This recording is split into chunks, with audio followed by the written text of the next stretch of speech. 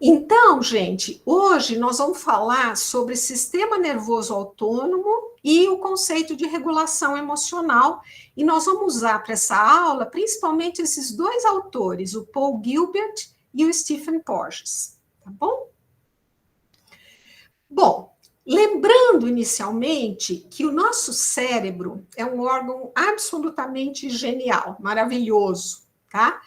Ele tem 10 bilhões de neurônios e 1.000 bilhões de sinapses. Sinapses são as ligações entre os neurônios, as comunicações entre eles, tá?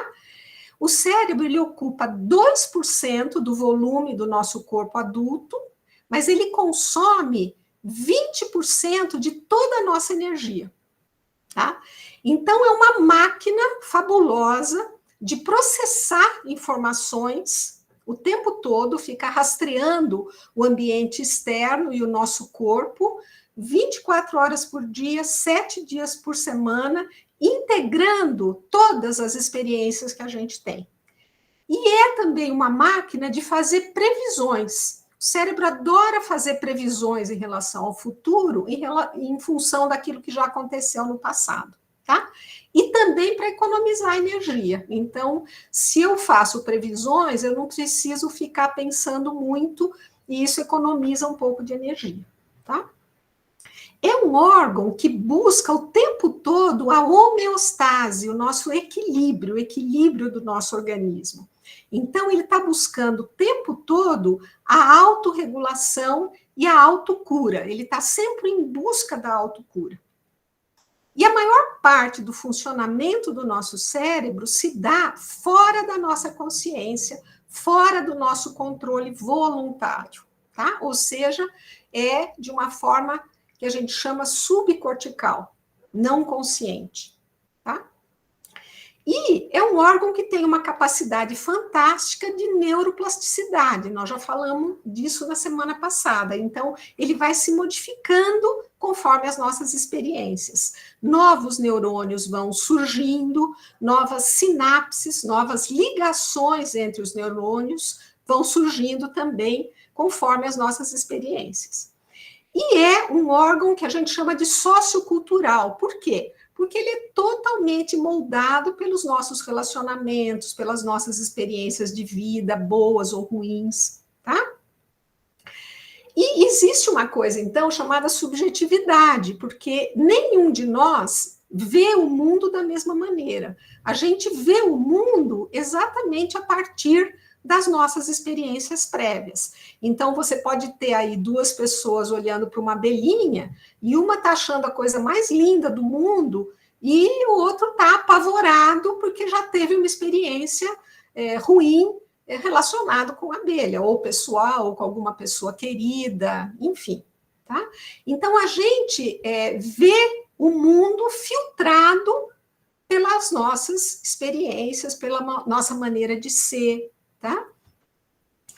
O nosso cérebro, ele tem também dois hemisférios, tá? Que se comunicam, tá? O tempo todo, mas o hemisfério esquerdo, ele é mais racional, analítico, lógico, é mais objetivo, é mais ligado à questão da temporalidade, da linguagem. E o nosso hemisfério direito, ele é mais emocional, mais intuitivo, criativo, simbólico, gosta mais da questão da música, do ritmo, da espacialidade. Então, eles meio que se complementam, tá? Só que o hemisfério direito, como ele é mais emocional, ele é mais ligado à questão da nossa regulação das nossas emoções, tá? Tem algumas pessoas que têm essas duas, digamos assim, capacidades aí bem equilibradas, tem pessoas que são mais racionais, mais lógicas, mais objetivas, e outras que são mais intuitivas, emocionais, tem uma predominância de algum deles, tá? E tudo bem. Uma coisa muito importante que vocês saibam é que o cérebro humano, na verdade, ele é um órgão 3 em 1.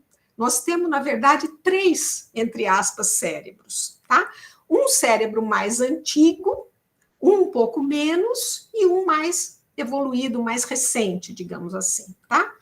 Então, essas 3 partes foram descritas pelo Paul MacLean lá em 1952, tá? O que ele fala? Que todos nós temos essa parte mais primitiva do nosso cérebro, que é o número 1 aqui mais embaixo, que é o tronco cerebral. O tronco cerebral é também chamado, tronco cerebral e medula, na verdade, é chamado de cérebro reptiliano. Por quê?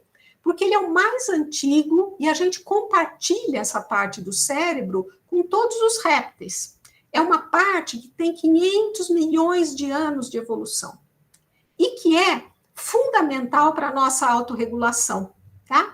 Nele, nesse pedacinho, está o instinto de sobrevivência, nossos reflexos primários, função cardíaca, respiratória, digestiva, manutenção da temperatura do corpo, pressão arterial, reações de fuga, tudo isso é instintivo e está aqui embaixo, né, na parte de baixo aqui do nosso cérebro, que é a que se desenvolveu primeiro. Em seguida, né, quando começam, do ponto de vista evolutivo, os mamíferos, a gente tem o sistema límbico, que é a parte emocional do nosso cérebro, que teria 200 milhões de anos e que a gente compartilha com todos os outros mamíferos. E que é um pedaço do cérebro, uma parte muito envolvida na nossa autorregulação. Tá? É o nosso cérebro emocional, é esse número 2 aqui, que fica aqui no meio, tá? E, por fim, só os primatas superiores têm o neocórtex. E do tamanho que a gente tem, né, os humanos têm, realmente só os seres humanos, tá? Que tem aproximadamente 100 mil anos de evolução. Parece bastante, mas é muito pouco comparado com as outras partes, né? Então, é uma parte mais nova do ponto de vista evolutivo e é uma parte mais nobre, mais importante para essas funções que a gente chama de funções racionais superiores, funções executivas. Então, capacidade de pensar, nossa linguagem, de raciocinar, de interpretar, de lógica, capacidade de simbolização. Tudo isso está aqui nessa parte mais externa, que é o nosso neocórtex, tá? Que é maravilhoso, mas que não está diretamente ligado às outras áreas de regulação emocional, tá? O sistema límbico e o tronco cerebral estão mais ligados à nossa regulação emocional. O neocórtex, então, ele serve para a gente avaliar, prever e planejar o futuro. Por quê? Porque ele tem essa capacidade da temporalidade, a capacidade que a gente tem de lembrar do passado e imaginar o futuro, essa capacidade de viajar no tempo, tá? Mas o que ele faz? Né? Faz com que a gente também tenha a capacidade de ficar ruminando as coisas que aconteceram, né? Não deixar o passado no passado e ficar antecipando, se preocupando com possíveis acontecimentos do futuro que muitas vezes nem vão acontecer, na maioria das vezes não vão acontecer, né?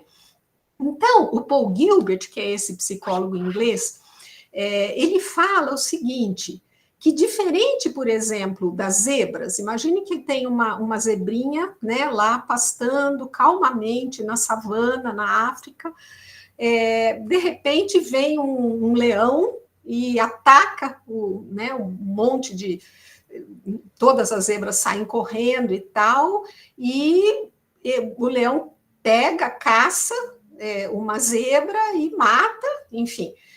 E as zebras que sobrevivem, a hora que o leão vai embora, elas não pensam mais nisso, elas não ficam pensando, nossa, que horror, o que podia ter acontecido, eu não protegi a minha amiga zebra e ela morreu por minha culpa, meu Deus, nós precisamos construir aqui dar um jeito de derrubar algumas árvores né, fazer uma proteção para a gente, ou nós temos que mudar de lugar, aqui está tendo muito ataque de leão e tal. Não, as zebras, a hora que o que o leão vai embora, elas voltam calmamente a pastar, a se alimentar, né? Só que o cérebro humano, que é o neocórtex, fica ruminando o que aconteceu, imaginando possíveis desfechos ruins e se autocriticando o tempo todo. Então, se o nosso neocórtex faz um monte de coisa legal, ele também tem essa característica de ficar pensando o que poderia ter dado errado, o que ainda pode dar errado. Então, não deixa aquele problema ir embora. A gente fica o tempo todo alimentando esse estresse crônico que acaba se tornando tóxico. Tá? Esse autor, que é um cientista maravilhoso chamado Robert Sapolsky, ele escreveu, inclusive, esse livro que chama Por que as zebras não têm úlceras? Né?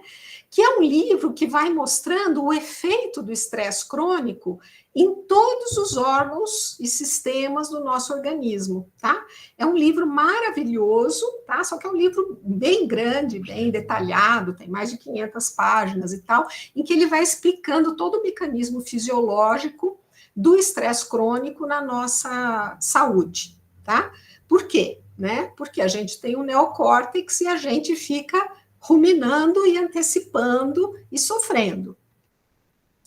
E a gente, então, é mais passível de desenvolver doenças relacionadas ao estresse crônico, que são um grande desafio para a medicina do nosso século. Então, que doenças? Doenças cardiovasculares, respiratórias, digestivas, síndrome metabólica, diabetes, hipertensão, obesidade, fibromialgia, fadiga crônica, doenças autoimunes, vários tipos de câncer, transtornos neuropsiquiátricos, incluindo as dependências de substâncias e as dependências comportamentais. Então, tudo isso está relacionado ao estresse crônico, o estresse tóxico, né?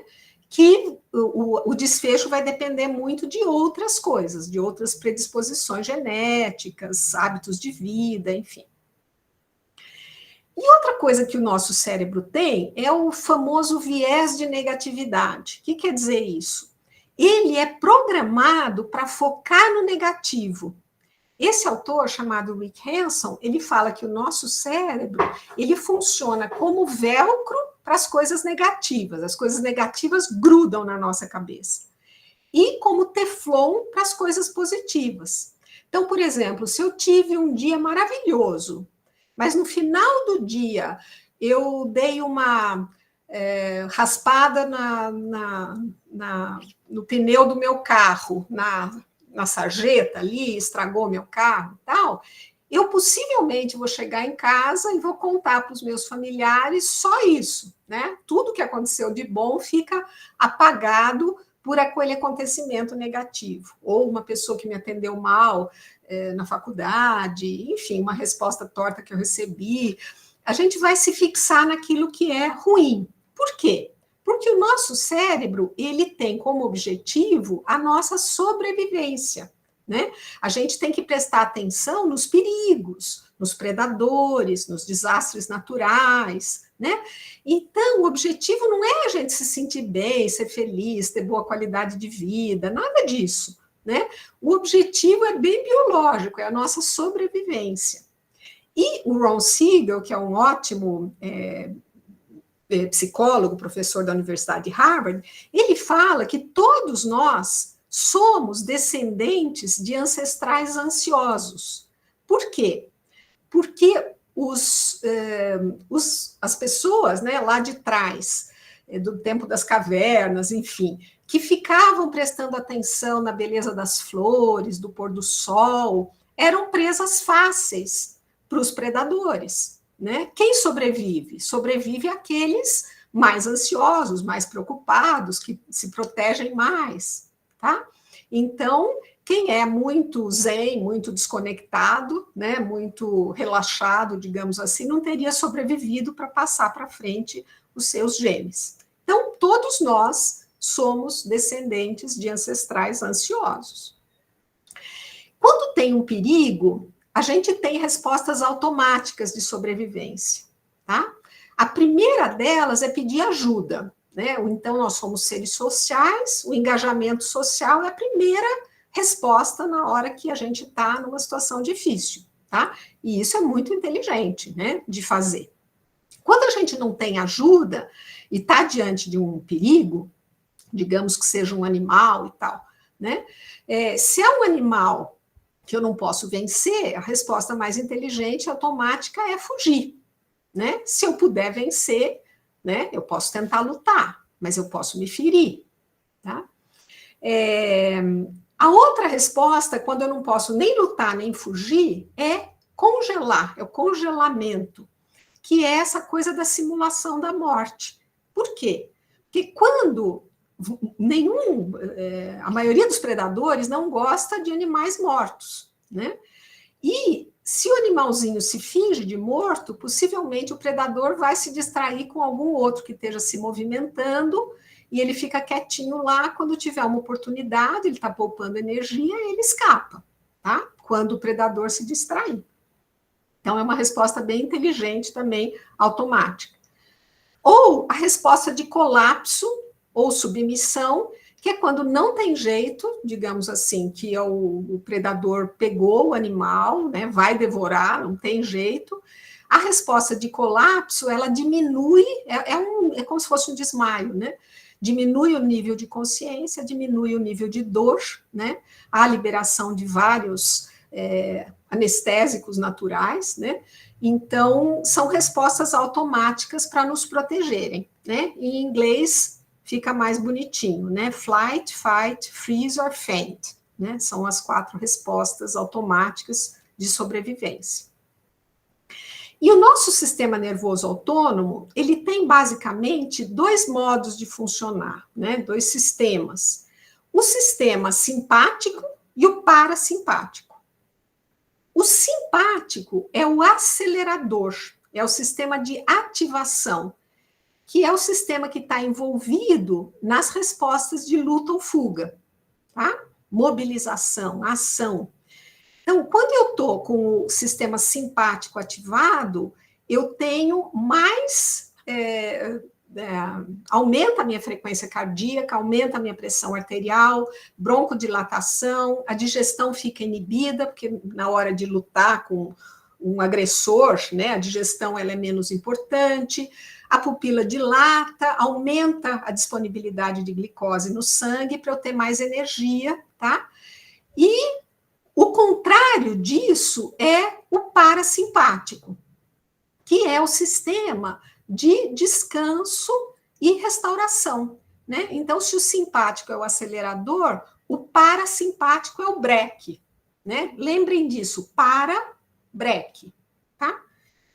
Que é responsável pelas respostas que a gente acabou de ver de congelamento ou colapso, tá? Quando eu estou em congelamento ou colapso, eu tenho diminuição de frequência cardíaca e pressão arterial, broncoconstrição, a digestão aumenta, a pupila contrai e o metabolismo de glicose diminui, tá? Então, vejam nessa figurinha aqui, né? A hora que a ameaça vai embora, né? Eu fugi da cobra, resposta simpática.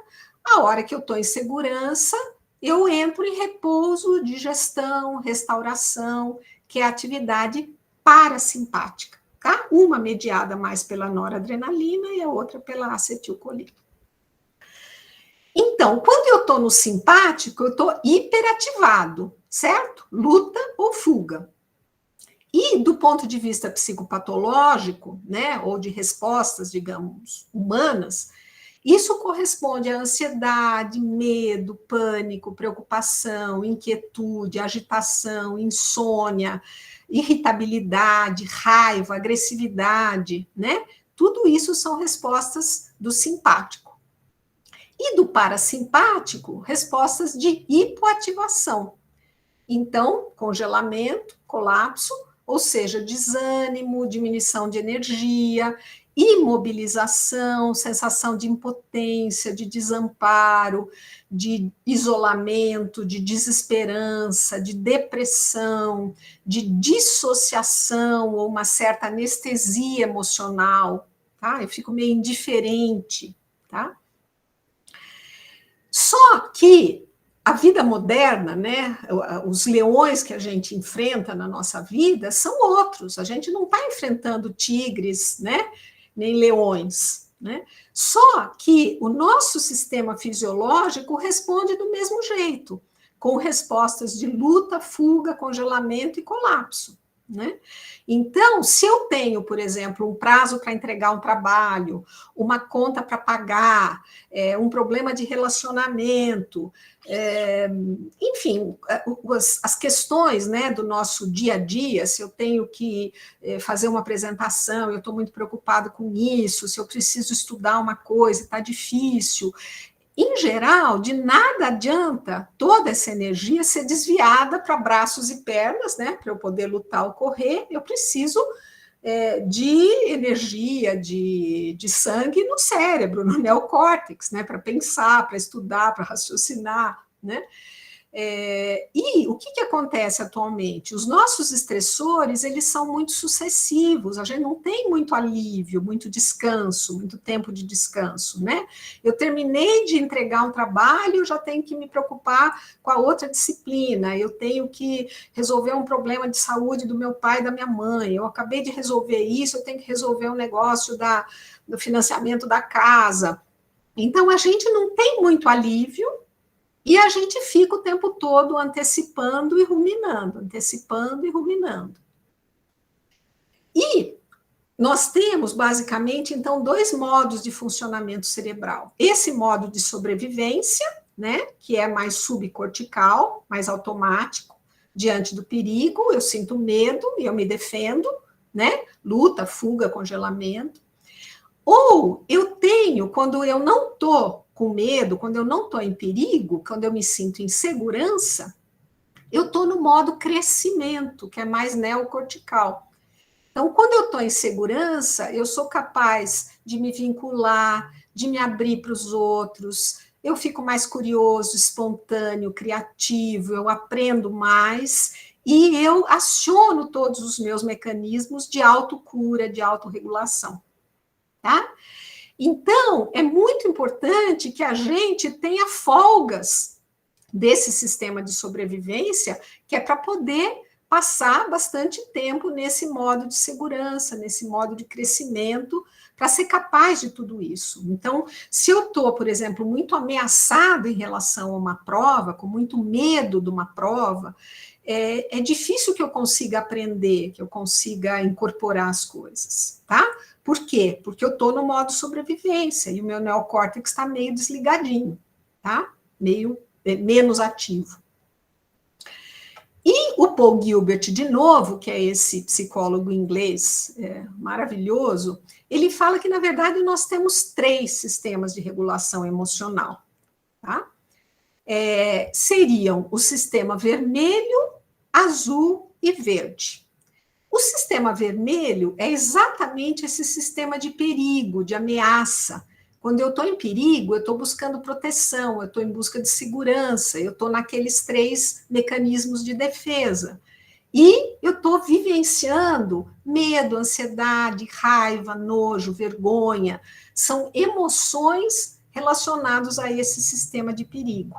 Tem a ver com cortisol e adrenalina, que são os hormônios do estresse, e é um modo de sobrevivência, tá? Existe, quando eu não estou em perigo, existe também o sistema executivo, que é o sistema que eu aciono quando eu preciso conquistar algum objetivo. Então, por exemplo, eu preciso de alimento, de água, de parceria sexual, comprar alguma coisa, conseguir dinheiro, terminar um trabalho, atingir uma meta. Então, quando eu estou tentando atingir alguma coisa, conquistar alguma coisa, as emoções envolvidas são emoções relacionadas com satisfação, prazer, reforço positivo quando eu conquisto, e isso tem a ver com a dopamina, tá? Que é um neurotransmissor que dá uma sensação boa, só que é uma sensação boa que dura pouco, é de curta duração, tá? Esse seria o modo fazer, o modo azul. Então, se eu tenho uma coisa que eu preciso fazer, eu consigo fazer, eu fico satisfeito, mas essa satisfação dura muito pouco, né? A tendência é que eu vá buscar isso novamente, novamente, novamente, e eu posso fazer com que alguns hábitos, né, se tornem, na verdade, dependências. Então, todo mundo conhece pessoas que são dependentes, né, ou que têm uma compulsão por comida, compulsão por sexo, compulsão por compras, compulsão por trabalho, tá? Workaholics, né? Então, se a gente fica muito no vermelho, tá?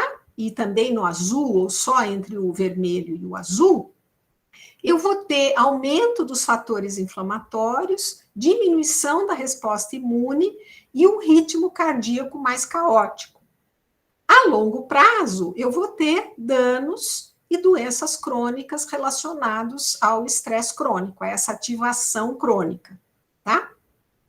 Felizmente, nós temos um terceiro sistema, que é o sistema verde, que é o sistema de cuidado e acalmia, que tem a ver com repouso, restauração, conexão, afiliação, pertencimento.